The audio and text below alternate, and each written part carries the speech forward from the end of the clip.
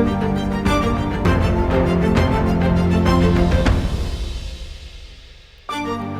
everybody. Welcome to the Muscle Intelligence Podcast. I'm your host, Ben Pekulski. As always, we frame this podcast around living your greatest life in a body you love. And you know, for a long time, I've been talking about how your mental game determines your physical body, determines the world around you. Your internal reality will create your external reality. So today we're going to dive into creating the champion's mindset. First of all, what that means: mental readiness to produce a desired result when it counts. That is mental preparedness. Today's guest, Dr. Jeff Spencer, is an incredible wealth of knowledge. He's a 9-time Tour de France competitor. He's an Olympian and now become a mental performance coach, most known for creating a framework around the champion's mindset and helping us determine our legacy, determine goals, and ultimately goal achievement rather than just goal setting. I know a lot of people set goals, which, as Dr. Spencer speaks about today, setting goals is futile without goal attainment. So we're going to dive into all of his processes around how to prepare and how to perform, whether that be in sport, in business, in life. Dr.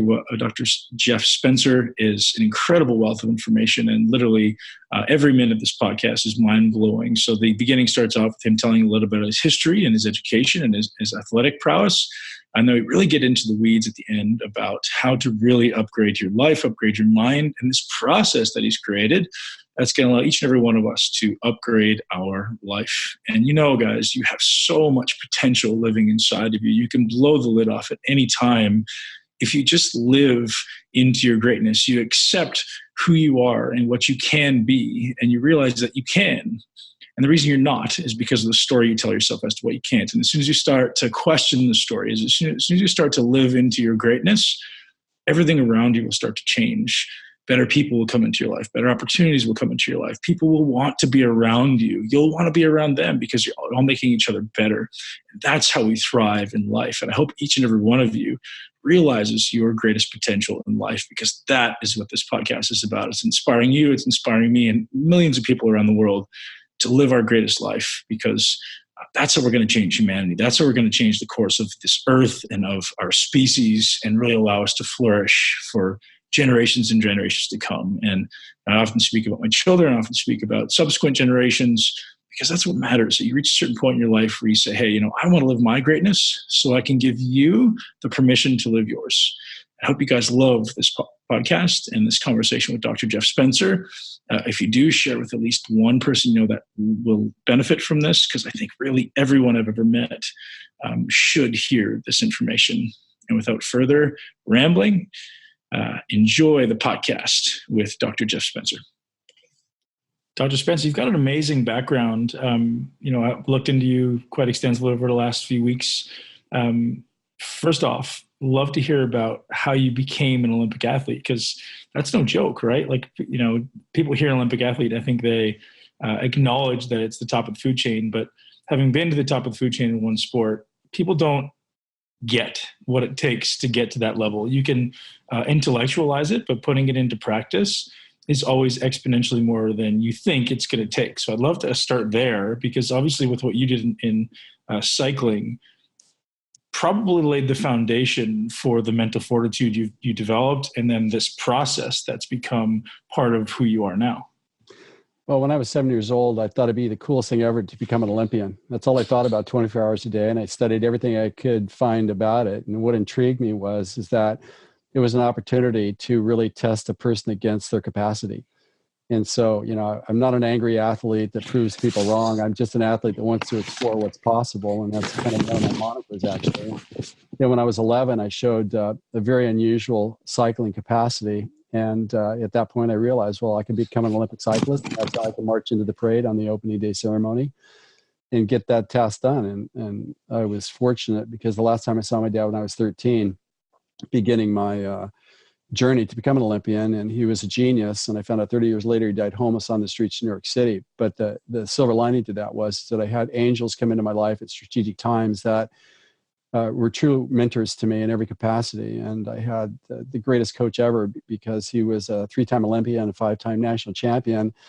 And what he did, even though I was in my early teens at that time, he didn't push me to win. He taught me how to be a thoughtful athlete and how to cultivate my skills and my humanity to become the best athlete possible. So I followed his guidance and the guidance of other people for 10 years. And I buried my head faithfully. And I created for myself this little plan with my crayons on this thick piece of paper. And my plan was simple. I gave myself 10 years to become an Olympian. And I was going to work hard. I was going to never make an excuse. And I was never going to give up. And those were the three things that I looked at every day that were those things that I knew that I had to do to become an Olympian. And it came quite naturally to me because I have the self-start gene. I don't need any motivation whatsoever, once I've got the scent on something. And, for me, people say, well, wasn't it a sacrifice? And, no, it wasn't a sacrifice. A sacrifice isn't to step into your bigness or your potential or your possibility, actually, is probably even a better word. And so it taught me a lot about myself. It taught me a lot about humanity. There's so many lessons that I could share with you that are important from my Olympic experience, but that was the genesis of it, and that's how it came to be. How does a 7-year-old become inspired to become an Olympian? That really intrigues me because most 7-year-olds, especially in current society, aren't thinking that far ahead. And, you and I actually have a very similar path where I remember being 7 years old and having a high level of awareness of wanting to do something different than everyone else around me. I didn't know what it was. But it was certainly not the path of all the people around me. And it's interesting that's around that time, right? So I'm very curious as to what recollection you have of like why it was an Olympian. Well, I was just called to it. There are certain goals that we have that we intellectually select, but then there are certain goals that call us to it. And it was clearly a calling for me. And I've always been one that I know what it feels like to be called to something. And when I get that and I feel that, I perceive it, I know it's real, that I'm really faithful to answering that call and taking it all the way to the finish line.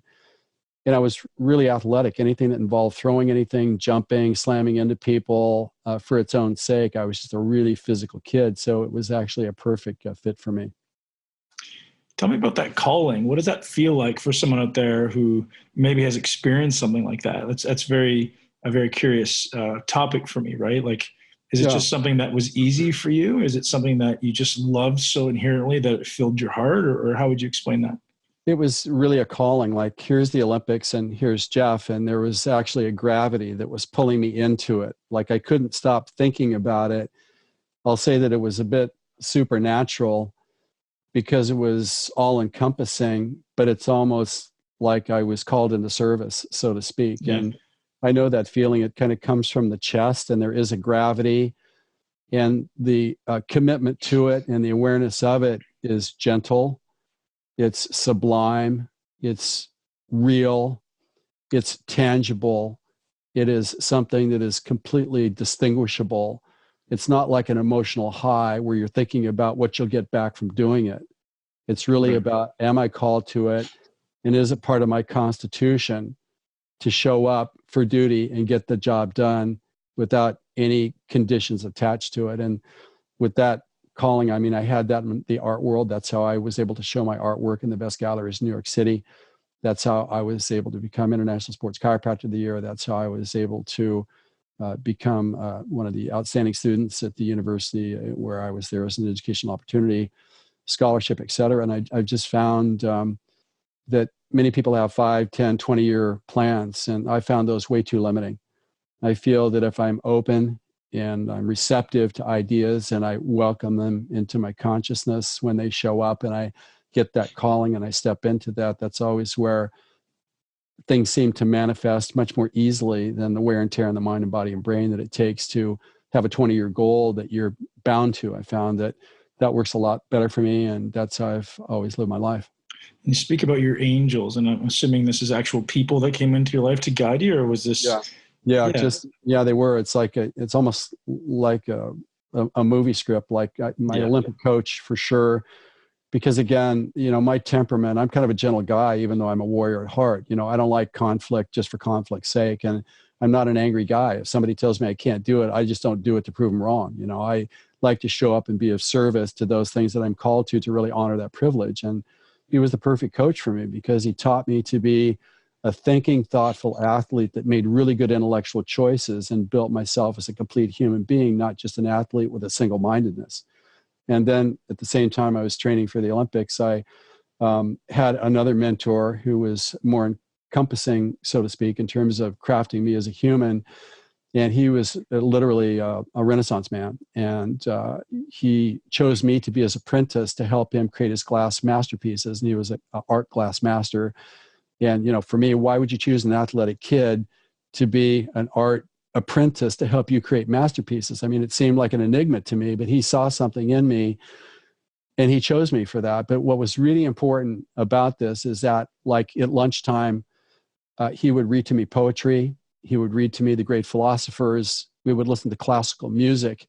And he said, I need to fill you up on this stuff because you have a capacity for embracing this, which I did. But coming from a welfare family, that was not part of the daily conversation whatsoever.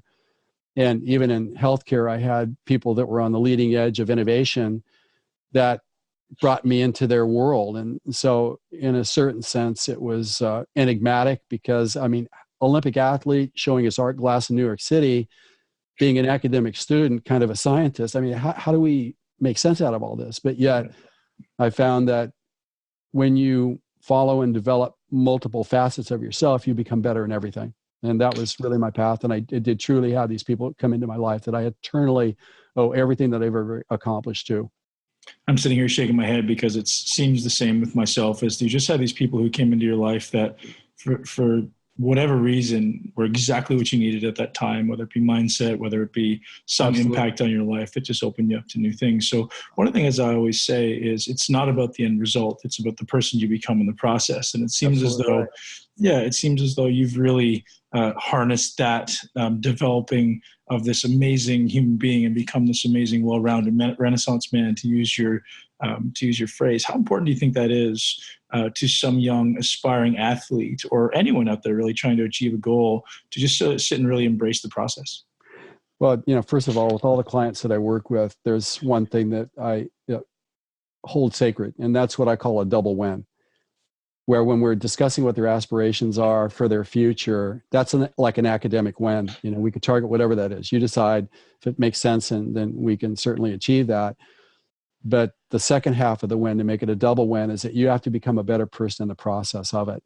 And so when we're looking at opportunity, I'm saying, okay, here we are on this threshold. This is what we're going to be doing next to move towards big. And to do this, you're going to have to face the boogeyman, those things that will challenge you and those things that have to be revised within you to become the full potential player that you're capable of being. So I'm not just about the win academically, because there's a lot of people that win academically, but they leave a trail of destruction 10 miles long behind them. And for me, that's not acceptable. We have to be becoming a more influential person that calls people to a much higher game in the process. And to me, that's a deliberate part of any aspiration. Beautiful. So you alluded to a bit of a troubled youth. You alluded to your dad leaving at 13. Yeah. How much do you think that stress, ultimately as a child, contributed to your almost necessity to grow up fast and maybe ultimately succeed? I was fortunate because having uninvolved parents that provided an environment to sleep with, I didn't get too domesticated. I think if we get too domesticated, then a certain rawness of inquiry and inquisitiveness is compromised in that. And I didn't have that. I did have to kind of find my own way. And I certainly didn't have the word can't in my vocabulary. I never considered that something couldn't be at least pursued. It just never occurred to me. Certainly there was some organizational downsides to not having the family structure to be able to help kind of craft me. But fortunately, I was not malicious. I never got myself into trouble. I wasn't interested in drinking and drugs and things like that. I just wanted to explore what was possible. And again, I had really good people show up, for me at the right times to help me stay not just on the track, but help to cultivate and grow my intellect and my capacity as an individual. So it seemed as though all of these little events that happened in your life have contributed to your wisdom that exists now, which you now take and apply to this process you developed to help people find their goals, their purpose, and really ultimately develop the champion's mindset as you speak about. Can you start walking us down the path of what this process looks like for you. So if I were to come to you as a young aspiring athlete, which I wish I would have known who you were during my bodybuilding I wish career. I would have known you too. Where was I when I needed me? Yeah, well, right. So what I discovered is that, I've been in the high performance world for over 45 years, advising athletes, to win gold medals and all that stuff. But what I discovered is that when actually, let's call it an experience that I saw, is that the way that most people go after their goals is like, if I'm here and here's my goal, there's this empty space between me and the goal, and we'll call that the gap. And the way that we close the gap is that we have a big, hairy, audacious goal or a moonshot, maybe 10 or 20, the more the better. If I'm a little bit apprehensive about my goal, then it's probably not big enough. I need to make it bigger. And then I have a detailed plan, and then I don't give up. I stay in the game. I work hard. I stay positive. I believe. I try harder. And what I found, that's the prescription. And most people aren't able to achieve anywhere close to their potential following that gap model. It's completely inefficient, and it cannot deliver. And most of the people that I know, at least 90%, have got massive goal frustration. And I've kind of spent my entire career debunking one myth. And that myth has created like two roadblocks that prevent people from living lives of passion, purpose, productivity, and prosperity. And that myth is that people assume that goal setting leads to goal achievement. And it doesn't. There's two completely separate, different things. And another thing I'll say here too is that, to me, goal achievement is life's fundamental skill. If we cannot manifest our goals, then our dreams die in our head. We have no demonstrable evidence of a life well lived. And we're going to leave a legacy, all of us, that is a testimony for people to view for all of eternity about what we did with our time and our talents. And to me, that's a really important thing to showcase and to take seriously. And so what I saw was, in the work that I did with the people that I was brought into to help create their best legacy possible, is that inside that space, it's not an empty space. It's not a gap. There is actually a living, breathing process that sits in there that's got two parts to it. It's got a preparation side, and it's got a performance side. And the champion's golden rule is, first you prepare, then you perform. Or you do the homework and the test is easy. Mm-hmm. And I saw that history revealed that each of those two parts had 5 steps to it. And when we took our goal and we went through the 10 steps in progression, we were able to consistently achieve our most important goals repeatedly. And so that was my discovery. And so I spent the last several years teasing that out and creating actually a model that people can follow to do 2 things. Number one, to become a repeat goal achiever. And why that's significant is that it's the first step on the champion's ascension ladder to go from achiever to top of field to master to champion, then to full potential player. And to me, the idea of wanting it bad enough, yeah, that's important, but we can't manifest things that we don't have the skill to be able to produce. And so I've taken my knowledge and I've created the program called the Goal Achievement Roadmap Experience. It's actually an experience that people go through. There's a master class. It's about 4 hours long. And then there's a playbook that goes along with it. And you're going through an assessment of self and your ability to currently achieve your goals, what your strengths and weaknesses are. And then we develop a systematic approach by which you can use your time most efficiently to gain the skill of goal achievement, and therefore have the opportunity to create your biggest and most impactful legacy. Can you talk to us about the 5 steps of preparation? I'm very curious as to what that looks like. Yeah. So step number 1, it's clarity. And the reason why clarity is essential is that when we have goal clarity, it gives us what I call GOCUS, which is goal focus. It gives us the ability to simultaneously hyper-focus on the things that have to get done in front of us to advance towards goal completion. And we're all told to hyper-focus. Isn't that one of the mantras of goal achievement? Well, there's another side to this, is that we not only need that, but we need peripheral awareness of what's happening around us, because that's where better options can show up that can actually take us to a better goal that we could not have conceived of previously if we're hyper-focused. And it also shows us where blind sides are starting to form in the periphery that if we don't see them and discharge them, can wipe us off the face of the earth.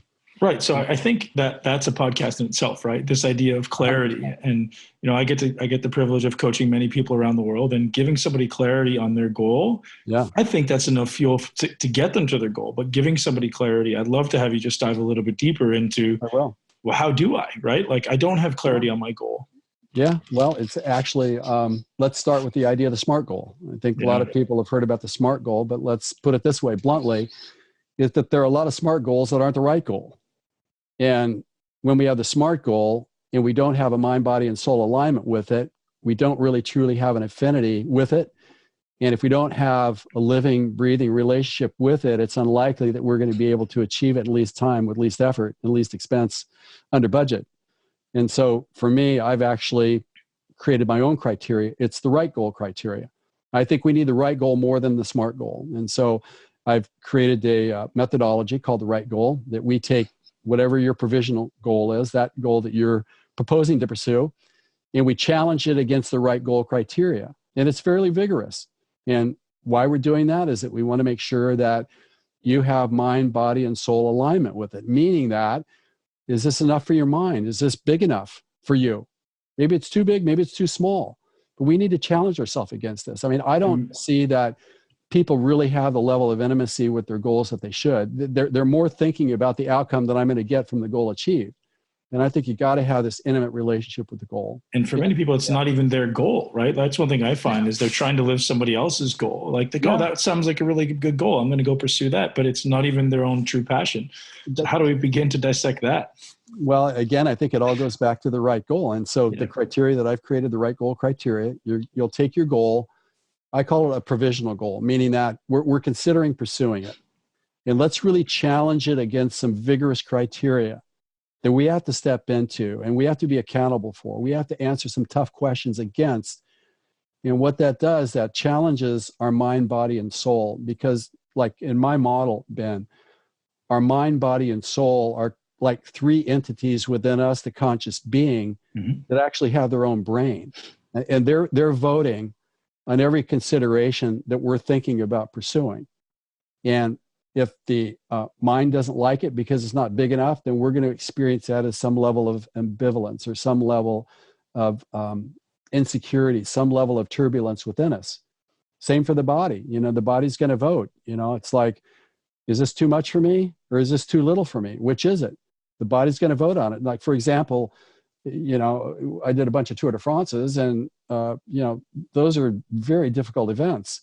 And the body has to believe that it's worth doing. It's not going to hurt itself by doing it. And again, we experience that as an affinity and a tranquility with the goal if it's the right goal for the body. And it's the same thing for our soul. Our soul wants to know in this goal that we're pursuing, is there enough humanity in it for us to pursue it? And the sum total of that, when each of those three entities within us vote on the goal that we're considering, and it's the right goal because we've challenged it against the criteria, and we have a level of kind of excitement, we have a passion about it, we have a gravity towards it, and we believe in it because we've gone through a vigorous process to determine that it is the right goal. It's a game changer. And that way you can start on a true north heading. If you don't have goal clarity, you're ambivalent, you're not sure, then all of a sudden you start to drift, and after a couple of months, then you're going sideways, and then you're confused, and then that can lead to aborting the mission itself. So clarity being the first one of preparation. Yep. What are the subsequent ones? Number two is motive. We got to understand why we're doing what we're doing. We've got to know our whys, and it has to make sense to our mind, body, and soul. And the reason why having motive is important is because when we understand our motives and they're the right motives, it gives us drive. And unless we have drive and plenty of drive, it's unlikely that we're going to create a life of distinction. Third? Step number three is impact. People very rarely consider the impact of their goal on themselves, on other people, on humanity, and on their legacy. And why it's important that we really scrutinize that is that when we understand the clarity and the impact of our goal, it gives us purpose. And why purpose is important is that it is a motivating factor in our ability to begin and actually achieve our goal.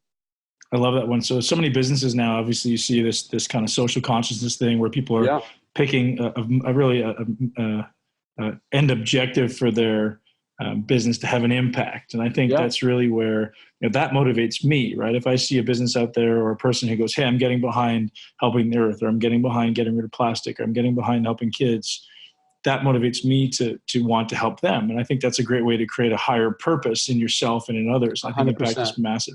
It does. I mean, it gives you a reason to get up, and we all need something beyond our self-interest to live a life of passion and purpose. And so again, that's why I have this very vigorous process in step number 3, which is a great entree into step number 4, which is mindset.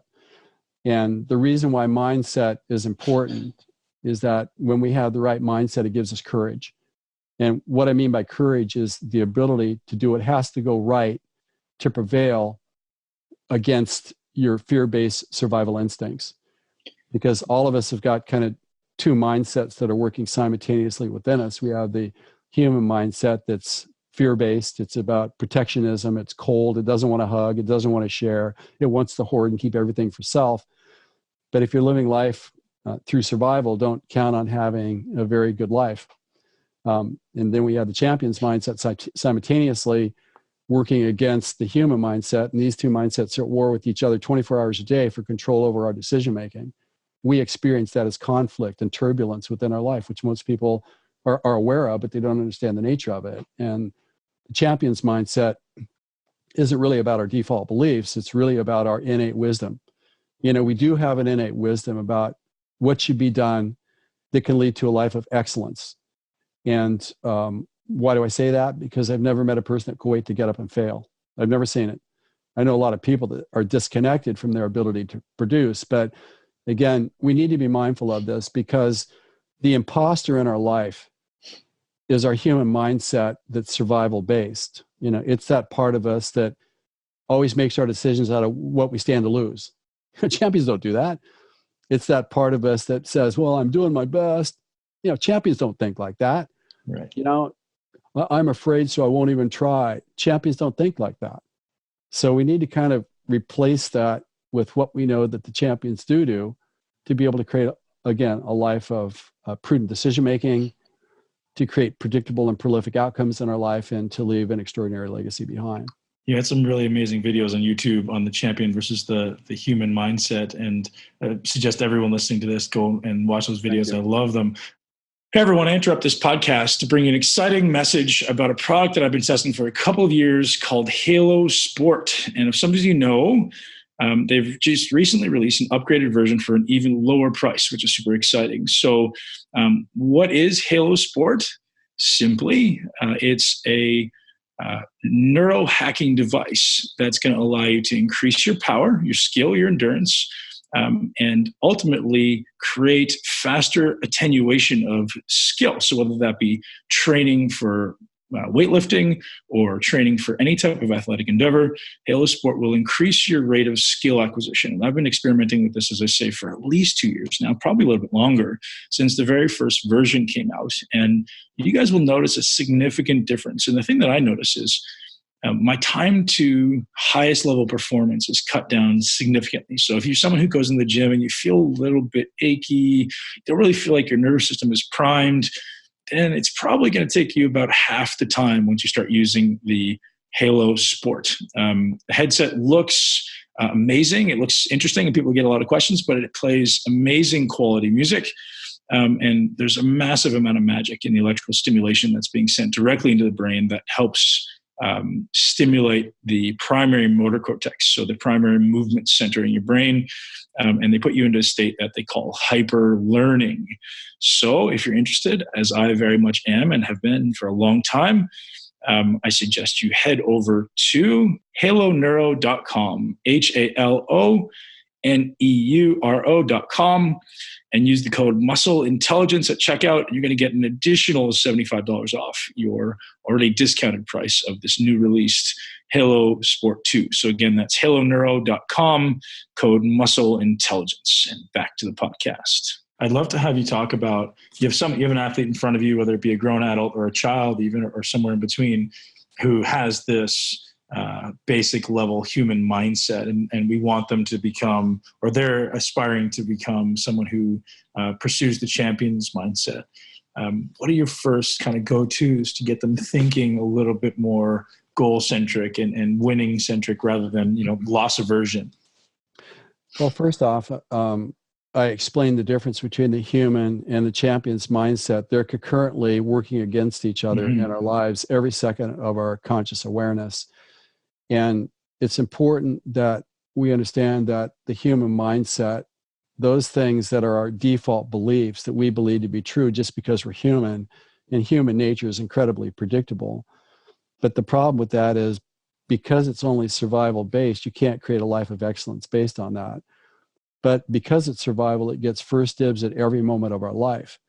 And remember, we've got a lot of mythology here in terms of goal achievement. And what are we told to do? We're told to always act on your first impulse. And I'm saying I'm not so sure about that, because our human instinct, our survival decisions are faster than we can think, that don't create excellence. They're about survival. So I'm saying that first off, let's make sure that we understand that we can't turn our human nature off. It's on 24 hours a day. That's the imposter. That's really not the real us. The real us is really the champion's mindset that makes decisions that history has told us will lead to a life of excellence and achievement.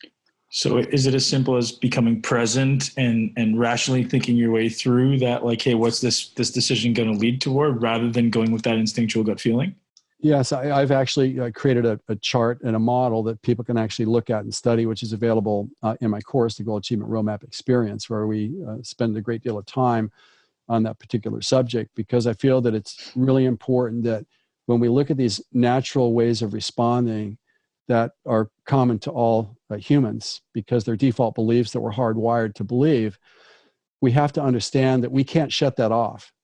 And we have to recognize it for what it is, and we have to have something that will replace it. So, for example, let's say I helped a guy win a gold medal a couple of years ago in the Olympics, because he had this thing where he felt that to put in the perfect jump to win the gold medal, he needed to be perfect. And so he and his team thought, well, we need to make a contingency for every detail, and that's how we become perfect to create the perfect jump to win. I said, well, that's not what the champions do. The champions, they don't chase perfection. They do the one or two things that have to go right so that their capacity and their full potential can manifest when it needs to be manifested.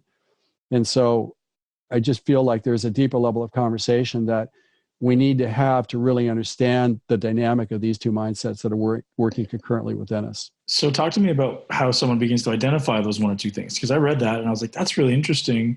I think maybe some high-level athletes do that instinctually. They start to just focus on what matters most, because they know where they tend to break down, right? So like, oh, I need to get better at this. I need to do this more often, repetition, create those unconscious patterns. Right. But how does someone who maybe isn't familiar with these things start to identify the one or two things that is going to be most important for their goal achievement and success?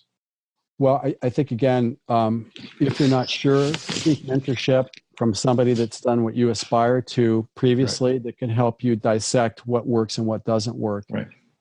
I would also say that if you're afraid of doing something, you should always listen to your fear, because fear is your friend that tells you to stop and pause and get clarity before you move forward. Mm-hmm. There's another part of the mythology is that I found that a lot of people think, well, fear is the problem. The way I overcome it is to impose my will on it and do that which I think has to go right to do it. And I'm saying, no, take your time to make sure that your next action is the correct action. And if you're not sure, wait until you are sure and get the advice of someone.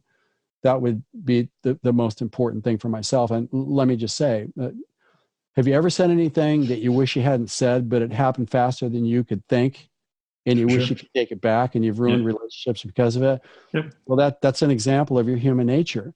It's high-speed biology. It's all about survival. It doesn't care about your greatness. It care less. That's not a way. I think it could have to do with your kind of default brain states as well, right? If you're someone who's highly sympathetic, you tend to be more reactive rather than responsive. So depending who you are as a default, that's a really big consideration, I'm sure. And I think most people in society aren't highly parasympathetic. They're usually not living out of their cerebral cortex, right? They're living out of their kind of primal brains, primal instincts. Well, I think that is right. And that's part of the mythology of goal achievement and greatness. We're told to hyperfocus. Look, if you hyperfocus, you're going to miss better options. You may not be able to avoid blind sides. And if you will yourself through everything, maybe the fear is trying to tell you you're going too fast, you're headed towards a cliff. So I think a lot of these things that we look at, to persevere and don't give up, yeah, that's important. But I think we need to understand the context of this. And it's like, if we're ever prompted to do something too quick out of fear of loss, don't do it. That's a classic thing. Don't do it. And so again, as you rightly stated, we need to have rituals that we practice throughout the day that keep us engaged in the present moment to really decide whether we do want to take action or we don't want to take action. And to me, in the morning, you should always have some ritual that you go through to set the tone of the day so that the actions are the product of what you wish to create value from that day, rather than it being everybody else's emergency that you've taken on that has disrupted your ability to create a day of value and take you further towards your goal aspirations. So what were your one or two things when you were preparing for the Olympics or the Tour? How many Tour de France did you do? 9. Really? Yeah. Wow. Wow. That's impressive. So what were your one or two things? And maybe it changed every year, every time you prepared, but I'd love to hear just kind of an example of what those may be, or maybe in your Olympic athlete you recently trained who did it was long jump, you said?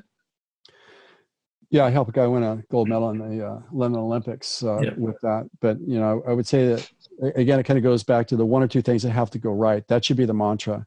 Anything that you can see that creates the biggest value to advance towards the goal, those are the things that you put your effort into. The goal may be way out here, maybe be way out here, but, do that thing close to you that you see that actually can get done based upon the facts.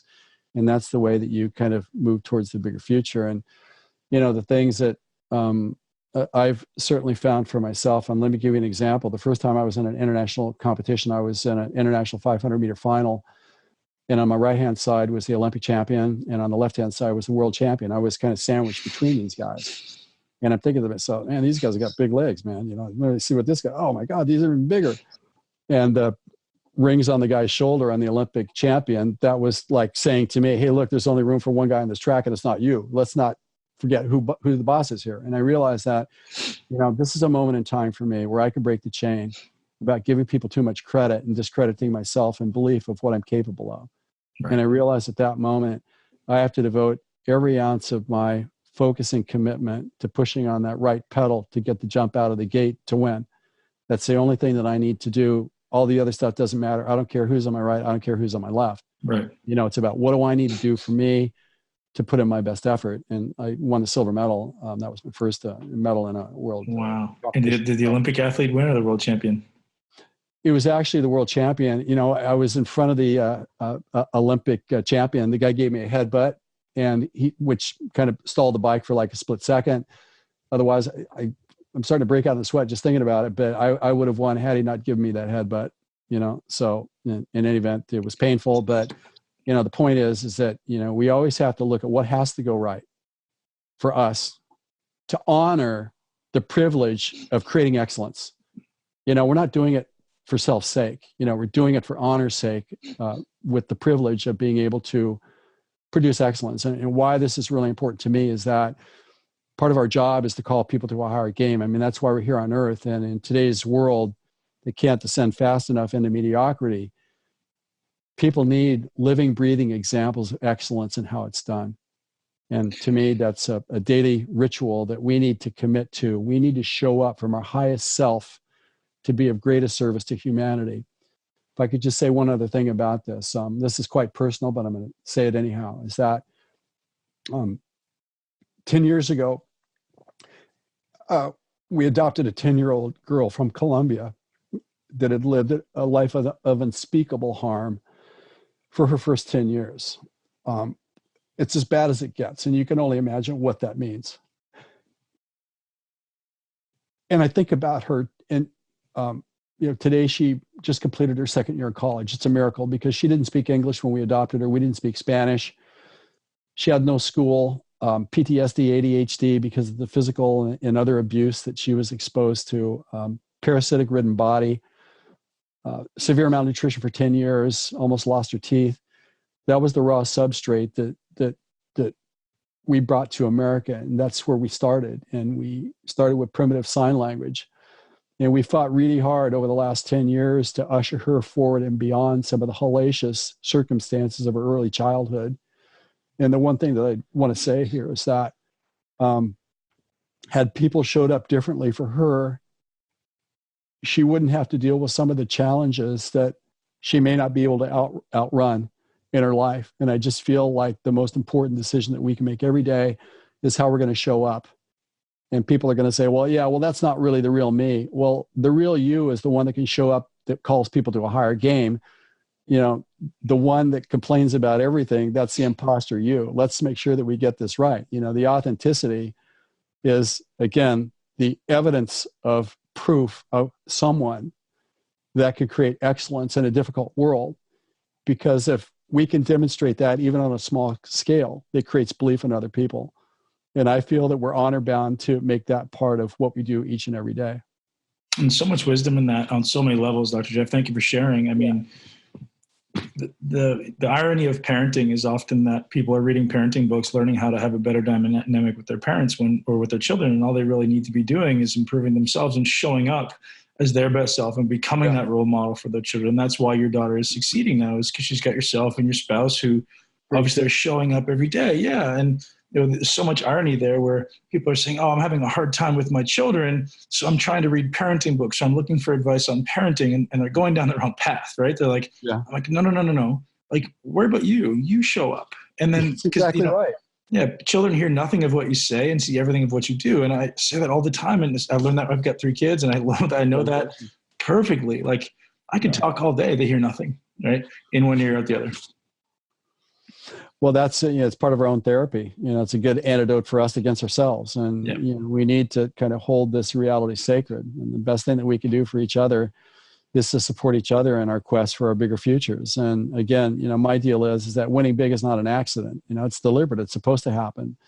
But we have to have a methodology to be able to get us there. And so the 5th step in preparation is resources. And when we talk about resources, we're talking about time and energy. We're talking about materials. We're talking about plans, et cetera. We need to make sure that we have enough materials to be able to safely begin pursuing our goal. So in some, goal clarity, understanding our motives, having and understanding our goal impacts, having the champion's mindset, and having the resources.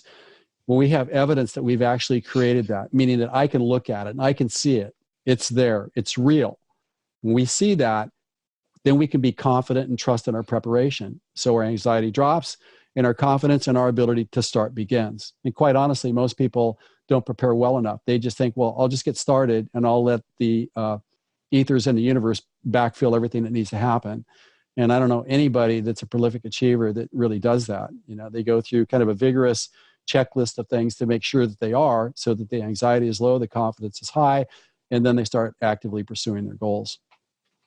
You have so much credibility as far as someone who, having truthfully lived the champion's mindset. And I think you summed it up perfectly just a minute ago. And I really want to touch on that. Is when you said you pulled up to the line and you're doing the 500-meter sprint, you acknowledged the people beside you. But when it came down to race time, you had no focus on beating them. You had no focus on keeping up with them or what they were doing. Your only exclusive focus was, how can I be my best? What do I have to do in this exact instant to thrive for myself?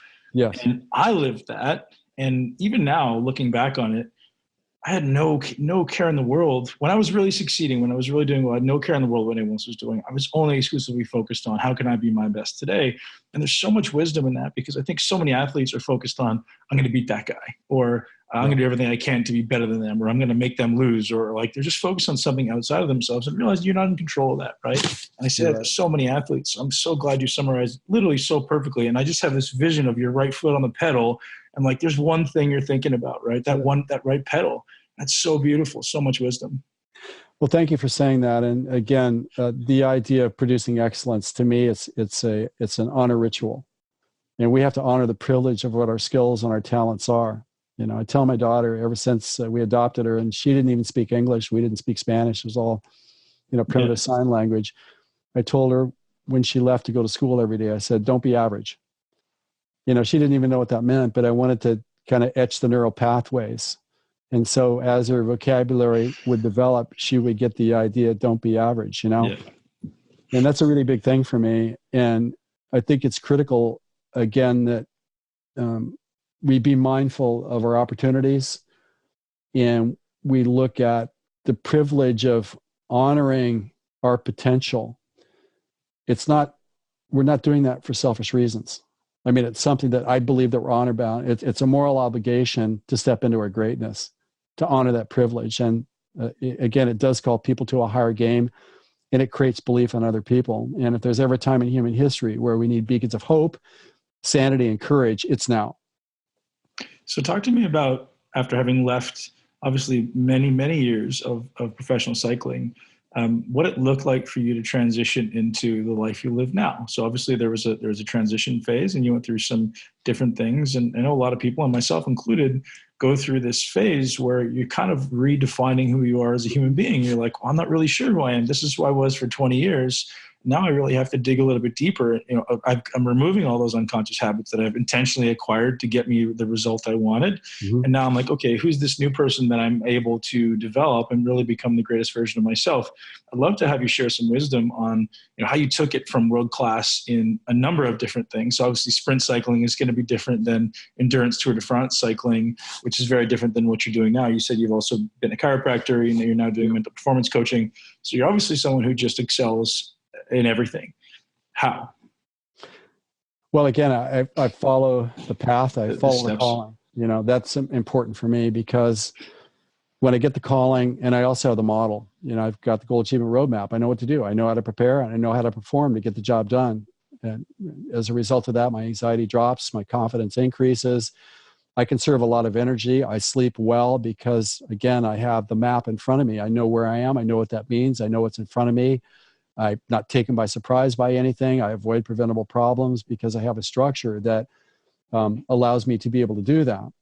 Another really important part of this is that as an observer of humanity, I've observed that every decade there's a different lens that we evaluate our life through when we make decisions like against. And so the reason why I say that is that we never quite get to the place where we're going to be able to coast, because we kind of never get there. In the 20s, we want to revolutionize the world. You guys screwed it up, so stand aside. I'm going to make sure we get this right. So stand aside, everybody. The 30s, it's all about acquisition. I need all the stuff. The 40s is about restoring order in life, because we came too top heavy with obligation, collecting all the junk in the 30s. And then in the 50s, we want to contribute back because we had some good fortune. We want to help people. The 60s is about mentorship, boots on the ground. So again, the thing that I do want to say is that if you find yourself never quite getting to the finish line, that's the way it's supposed to be, because we always need to be evolving towards our bigger future. And, time is not the fleeting of years, but it's actually the dawning of wisdom. And I would just say that, we think that we want to be comfortable. That's our human nature, but we realize that we don't want to be comfortable. We want to be challenged to bigger and to create lives of contribution. So I just feel like we should be mindful of that. And because you're not getting to where you think you should be, that's a human mindset problem. That's not reality. Champions know that. Champions don't compare themselves against everybody else, because we don't really see what everybody else's life is really like behind the veil. It's really about us against us. It's really more us against our own human nature. And can we start to live more from our champion's nature to manifest with greater ease a life of conviction, purpose, and prosperity? And the other thing that I would say that I think is really critical here is that with my clients, I always kind of got this burn rate calculator on how much time and effort they're putting into what they're doing. And if I see the time and the effort is not being paid back over time, I know that between the ages of 40 and 60, you're going to have a catastrophic illness, health event, or you're going to have a catastrophic relationship failure. And you never want to get to that place, and you can't outrun it. So what my advice is that you pace yourself well. You always pay back your physical debt to make sure that you're recovering well, because it takes maybe 40, 50 years to do a complete lap through life on a first pass to really get what it's all about. And many people blow themselves up prematurely, too little sleep, bad company, poor diets, etc. And what's tragic about that is that just when you get life figured out, that's when you have a health decline or a catastrophic relationship failure that you may never recover from. Right. So take your time, pace yourself, pay back the debt, spend time around great people, spend time around people that you aspire to become. remain a student of the discipline, never give up, be an inspiration to others, teach others that which you wish to learn that'll make you a better student. Those are the things that I see that are really critical to be able to move forward and live a life of vitality and purpose and contribution. One thing that you alluded to not a number of times throughout the conversation is this necessity almost now for people to step up and lead and live their greatness. Yeah. And maybe this, you also alluded to this decline into mediocrity that's almost commonplace. Yeah. Why do you think that is? What is missing in the developmental process of the human being or in our lifestyle and youth that more people aren't living into this greatness? Well, I think part of it is that people look at instant success. I mean, you could be a unicorn, create $1 billion company overnight, in your late teens. Well, yeah, the possibility of that is almost non-existent for most Nobody people. Wants to grind. Yeah, exactly right. Or they think, well, something's wrong with me because I can never do this. They've already decided what it is in advance, which isn't true at all. They talk themselves out of some really good stuff. Right. I think also, we look at things like, well, global warming, the world's going to, evaporate in 12 years anyhow. So what the hell, why do anything? Right. Go out for dinner. Let's talk about it. So I feel like the conversation is not real. A lot of it, meaning that, yeah, there's always going to be a bigger future. There's always room at the top for the best. So at the beginning, I made this allusion to how you have this perception of what it's going to take to be successful. And for me, and for most people I speak with, success actually took significantly more than you first thought. Would that be your experience?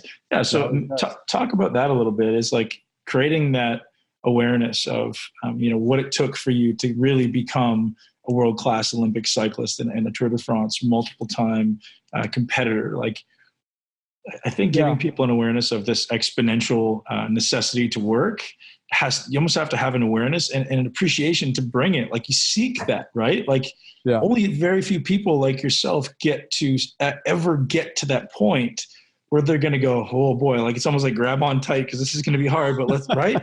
That's the blessing. Well, it is the blessing. And that's actually the second half of the goal achievement roadmap. The second half is actively pursuing your goal.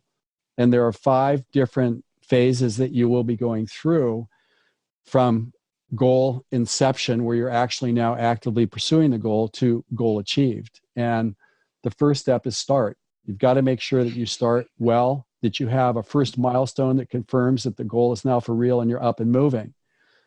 Many people, they don't have a deliberate start sequence, so they trip out of the gate. They're already behind. Nope. Just because you prepared, you must have a deliberate start sequence when you're now actively pursuing the goal to produce liftoff, which is the first sign of measurable goal progress. You must have that. And then the second step, which is step number 7, is honeymoon.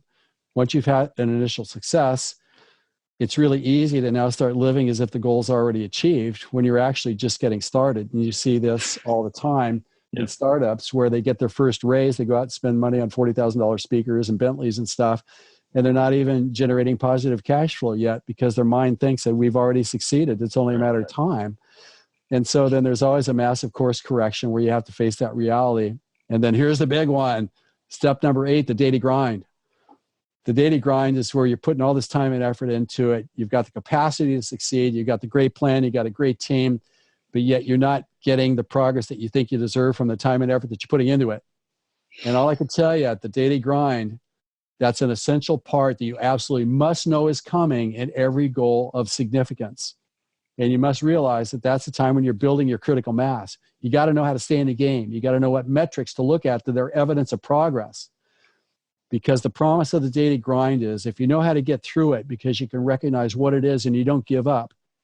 And if you haven't screwed it up by not being prepared enough, you haven't screwed it up by botching the start, if you haven't screwed it up by overspending in the honeymoon, where you're going to quit is in the daily grind because you don't believe you can do it.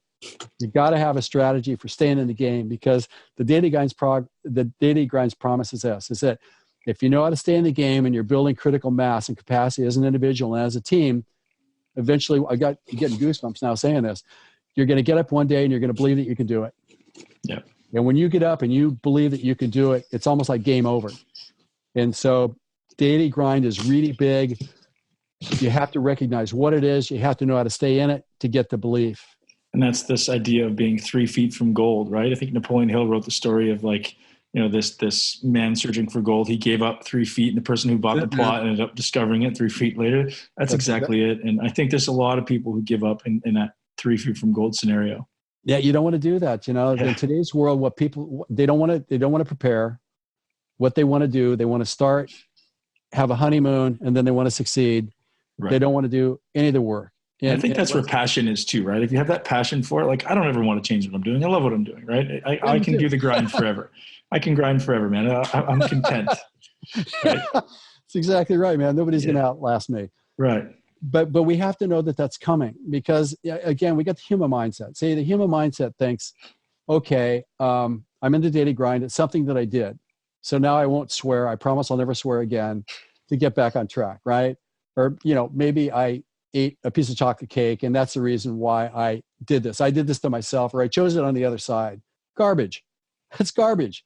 In any goal of any significance, there's always going to be a difficult period where you're creating critical mass. We just need to see what it is. We need to recognize it. We need to tell the team where we are, what we need to do to survive it, to get up the next day believing that we can do it. Beautiful. What's point number 9? Point number 9 is actually breakthrough. Once you believe that you can do it, you have to go from belief to knowing.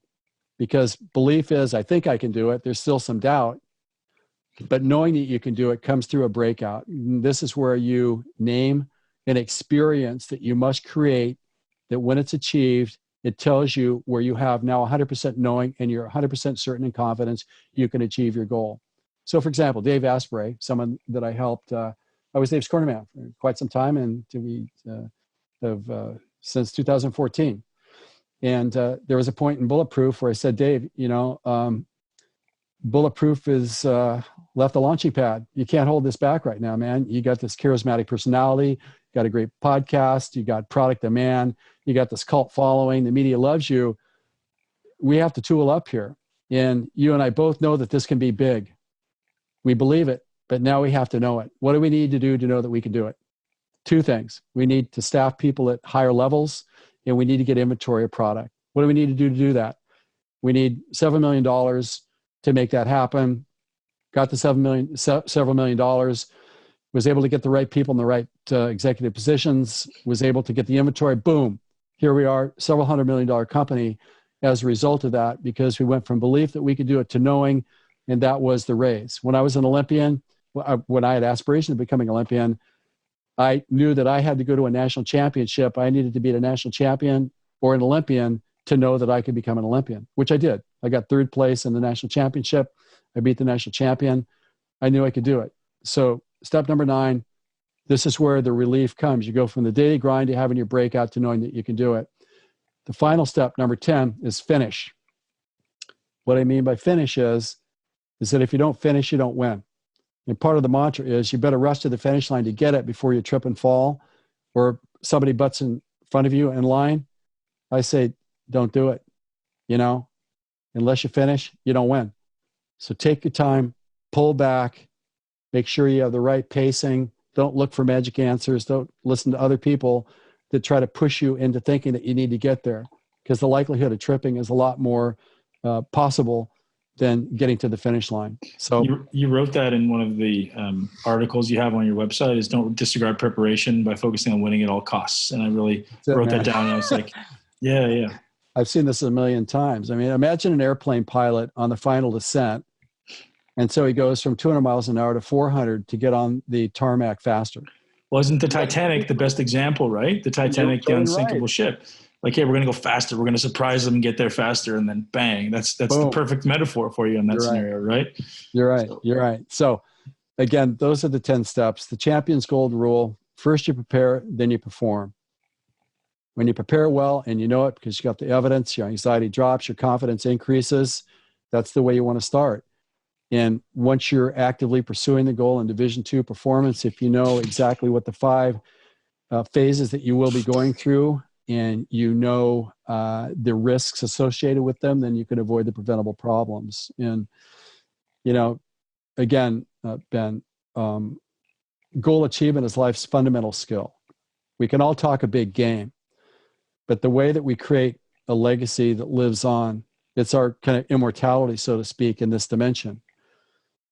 We got to be able to create a life of evidence that can serve as case studies for people to follow on how to create lives of distinction and contribution and live lives of value.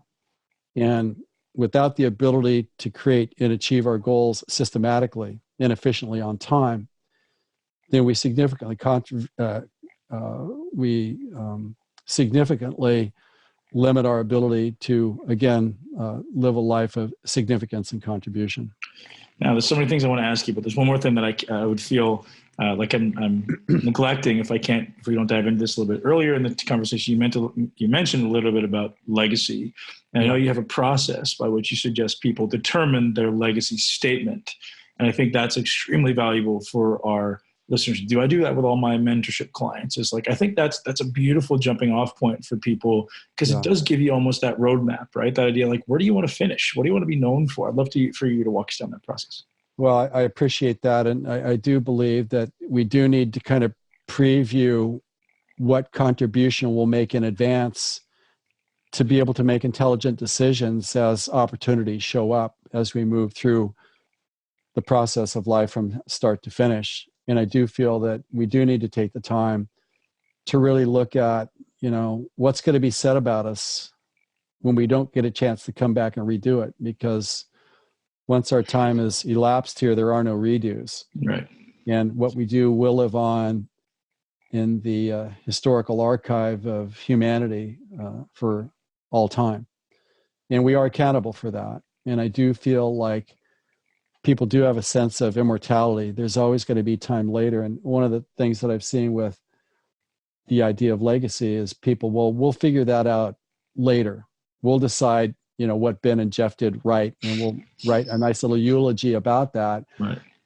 No, I say you decide now what that is, because when you have that as part of your North Star compendium, then it keeps you on the straight and narrow. It allows you to look at life and make decisions in an entirely different way. And I just really encourage everybody to not dismiss that till later, but really look at what it is that you want to be known for, and what contribution do you want to make to humanity, and what type of life do you want to live? What type of life do you want to give your family and your friends? And I think that's something that should be done deliberately, and periodically we should take a look at it. This idea of legacy is something that's really come into my radar in the last 12 and 24 months. Like, how do you want to be known in this world? And everyone has this amazing opportunity. I know a lot of people don't acknowledge their power, and they don't acknowledge the fact that they can make a massive impact on the entire globe, not just their own little personal community, but they don't want to, as you say, live into that power and accept the reality that you can make a massive impact in a positive way.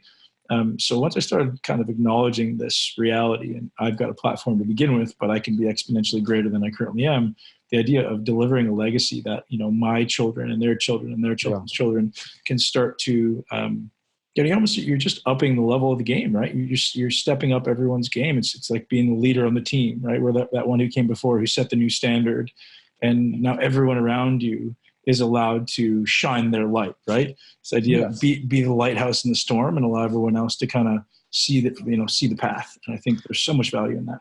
Well, we're giving people permission to embrace their bigger capacity. And I feel like we really need to do that. It's something that I believe, as I said earlier, we are morally bound to be able to cultivate and grow our skills and showcase them to other people. Because when we do that, we don't have time for the trivialities that many people get lost in. We're too busy trying to create lives of significance on behalf of other people to let that get in the way. Now, you spoke about daily rituals and the necessity to create your mind, and I speak about it all the time. Create your mind before the world creates it for you. What are your daily rituals, and what do you suggest people do?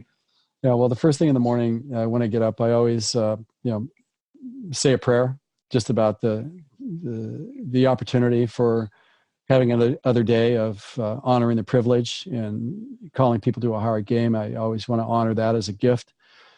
And also for my family as well. And then I always look at the champion versus the human mindset. And I realize that I can't turn off the human mindset And I have to replace it with something and supersede it with the champion's mindset. What is that? What are the things that champions do, and how do they make their decisions? I look at that because... Do you have a written statement that you read every day? Because like, if you did that, I would be the first guy who read that every day. Like, what does that look like to carry the champion's mindset every day? The one thing I read every day is this victim versus responsible, or victim versus ownership, right? Like, I want to be responsible and take ownership. I read that every day. I don't ever want to be a victim. But to add this like champion versus human would be a brilliant thing for, if you don't already have, to share with the audience. I actually have two things. Number one, I actually have a graphic and a poster showing the human versus the champion's mindset. Beautiful. But I also have a little plastic card the size of a credit card, that on one side in red, it's got the human mindset. Red means don't do this, danger. Stop. And then on the other, stop. And then on the other side, it's blue. It's got the champion's mindset. And if we're standing in line, we're stuck at a red light, we kind of take the card out. We just kind of look at it as a reminder, because we can't shut the human mindset off. And it's going to wait till we're vulnerable mentally because we're tired, maybe had, a couple of rough weeks at, work where we worked overtime. The human mindset is always there to control our decision-making. You can't shut it off. And so every day we have to make a conscious decision how we're going to show up and how we're going to make our decisions. The day we think we don't need it is the day that we're deceiving ourselves, because that may be the day that we make that one amateurish mental mistake that can take us out of the game or be harmful for our entire life. There has to be a deliberate ritual. We also need to decide how we're going to show up. How am I going to show up? Am I going to show up and make people pay for the life that I don't have that I want? Or am I going to show up and am I going to call people to a higher game by giving people everything that I've got at the highest level? You've got to make that decision. It's natural to show up in a bad mood, but who wants to be natural? I don't want to be natural. I want to be supernatural. I want to be supernatural because I want people to see that there is another way of living life and engaging it from a different level of capacity and influence. We have to make that decision. We also need to decide, why am I doing this? So I have a picture of my wife and my daughter, and I have a picture of humanity that I look at every day that reminds me why I get up and do what I do. Why did I create the Goal Achievement Roadmap experience? I did that for other people. I don't want them to live a life of goal frustration. I want them to live a life of prosperity and passion and purpose. We have to eat well when we get up. A good breakfast, it sustains us. Yep. Got to keep inflammation down, energy up. Those are the things that I look at. How do you eat and stay fit now? Do you still cycle, or what's your primary mode? I ride every day. I'm a cycling lunatic. Yeah. Are you in Southern California, you said, right? Yeah. So I can go out and twiddle virtually any day. But, I do three things, actually. Number one is that I ride my bike every day, pretty hard. On good days, I've got Olympic legs. And so I think a lot when I ride. I think about how do I create bigger futures for people, et cetera. I also do Qigong every day because, when the body has ideal tissue length to tone, then we're able to move with greatest energy conservation. The breath is the metronome for the mind. So when we do some traditional meditative art like that, I think it's an essential part of any health program. And then I also do weights. My three favorite lifts are the dead hang clean and the leg press and the bench press. Those are the big three. But I also do some decompression stuff, hanging knee to chest, dumbbell incline flies, lat pull downs, dumbbell pullovers, et cetera, just to make sure that the body and the health are, humming along at peak efficiency. And let me tell you sort of why I do this is that I just turned 68, and I don't know what 68 is supposed to feel like or act like. I don't know, but I've got a 20-year-old daughter that I need to stay fit and be vital and vibrant for. And there's a lot of work that needs to get done. So, to me, sweat is an essential daily nutrient that I have, and it's something that I take very seriously. Incredible. Dr. Jeff, I can't thank you enough. I think we could talk for another 3 hours. I'd love that sometime. Let's do it. Absolutely fascinated with what you do and all the wisdom you bring. So thank you so much for taking the time. And where can everyone find more about you? And you can tell them about your website and anywhere you want to send them. Thank you. First off, I'd want to say that, there's only one of us, only one of you in all of creation. And because of that, it allows us to do some really unique things in life and never discount our capacities. And those things that are unique to us, those are the foundational elements that we should cultivate and grow and create a life platform based on. And to be mindful that there's always room at the top for the best. I don't care what the world conditions are and the circumstances and what the press is saying. We all have the ability to influence and support each other. And so my outreach now is to help people become prolific goal achievers. And the best way to get in touch with me is to go to www.drjeffspencer.com/roadmap. And that will give you more information about the Goal Achievement Roadmap program. And please reach out to me at jeff@drjeffspencer.com. Ben, thanks again for this amazing opportunity. Thank you so much. All right, ladies and gents, that's a wrap of today's podcast. I hope you really enjoyed it.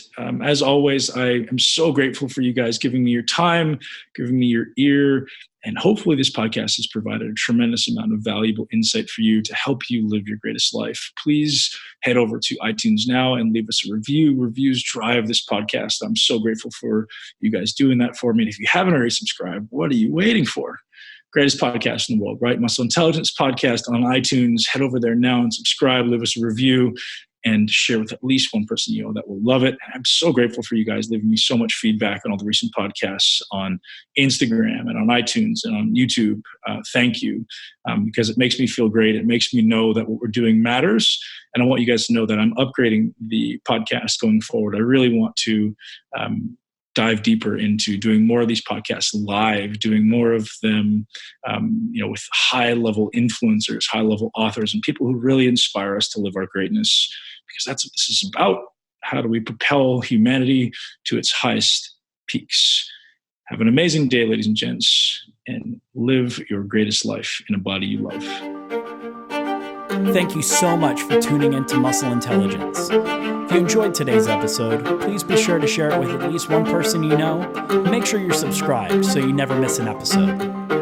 This podcast is for information purposes only. The statements and views on this podcast are not medical advice. This podcast, including Ben Pekulski and the producers, disclaim responsibility for any possible adverse effects from the use of information contained herein. Opinions of guests are their own, and this podcast does not endorse or accept responsibility for statements made by guests. This podcast does not make any representations or warranties about guest qualifications or credibility. This podcast may contain paid endorsements or advertisements for products or services. Individuals on this podcast may have a direct or indirect financial interest in products or services referred to herein. If you think you have a medical problem, consult a licensed physician.